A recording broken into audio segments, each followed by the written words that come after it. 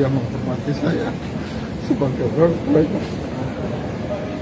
Tangis ayah AKBP Dodi Prawira Negara pecah di kantor polisi, tak menyangka anak yang dikenal berprestasi terlibat kasus narkoba. Maman, sang ayah merasa kecolongan betul. Ia seperti disambar geledek mengetahui putra kebanggaannya terlibat kasus narkoba Irjen Teddy Minahasa.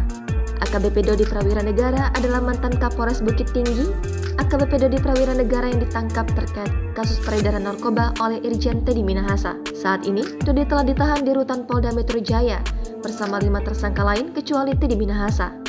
Penangkapan AKBP Dodi terkait narkoba membuat keluarga kaget.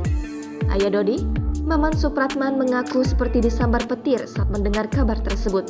Maman merupakan pensiunan polisi dengan pangkat terakhir Inspektur Jenderal atau Irjen. Maman mengaku selama ini mengikuti perjalanan karir putranya sampai menjabat sebagai Kapolres Bukit Tinggi.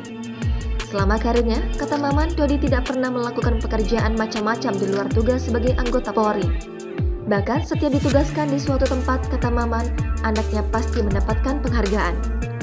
Maman bercerita, pernah ada suatu waktu anaknya menangani kasus besar di Bukit Tinggi. Saat itu, AKBP Dodi mau dikasih uang 10 miliar rupiah, namun uang itu ditolak. Sembari berurai air mata, Maman menceritakan pencapaian putranya selama berkarir menjadi polisi hingga menjabat sebagai Kapolres Bukit Tinggi sebelum ditangkap. Dikatakan Maman, Dodi kerap berprestasi dan bertanggung jawab atas jabatan yang diemban.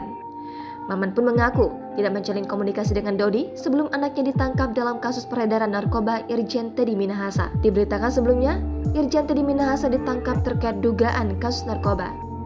Teddy pun ditempatkan di tempat khusus atas dugaan pelanggaran etik dan profesi, serta tindak pidana yang dilakukannya.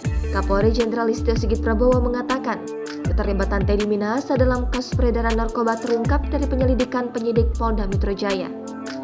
Dalam proses penyelidikan, Polda Metro Jaya mengungkapkan jaringan pengedar narkoba dan menangkap 3 warga sipil. Setelah itu, penyidik Polda Metro Jaya melakukan pengembangan dan menemukan keterlibatan 2 polisi lain. Pengembangan penyelidikan pun terus dilakukan sampai akhirnya penyidik menemukan keterlibatan oknum anggota Polri berpangkat AKBP, mantan Kapolres Bukit Tinggi, hingga Irjen Pol Teddy Minahasa. Sigit pun meminta Kadipropam Irjen Syahardiantono menjemput Irjen Teddy Minahasa untuk diperiksa.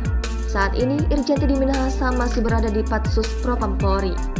Polda Metro Jaya kemudian menetapkan 11 orang sebagai tersangka kasus dugaan peredaran narkoba jenis sabu-sabu termasuk Teddy Minahasa.